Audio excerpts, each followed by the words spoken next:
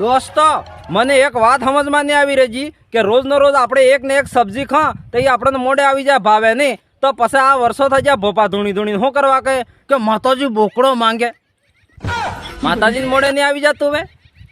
ઇતિહાસ ગવા આજ તક એક બી ભોપા ધૂણીને એમ નહીં કહેજો કે માતાજી વાઘ માંગે કેમ કે ભોપા ખબર હે વાઘતા આપણો બી નાસ્તો કરી જાય હવે દાખલા તરીકે તમે માનો તમારું બાઇક રોડ માટે પાર્કિંગ કીધું હવે અને એને કોણે પાણા લાકડી દઈને ભાગી નાખે તો તમે સામેવાળાને છોડો ખરા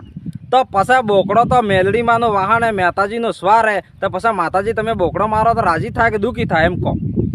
મા કાર્ય રાજી થાય ખરી તમે બોકડો મારો માતાજી બોકડો માંગે એટલે મારે આ જૂઠો ભોપાને બે હાથ જોડીને એટલું જ કહેવું હે કે તમારી માને પગમાં વંદન કરો આ જીવ હત્યા કરવાનું બંધ કરો માતાજી બોકડો માંગે બંધ કરી દેજો હાવ માતાજી બોકડો માંગે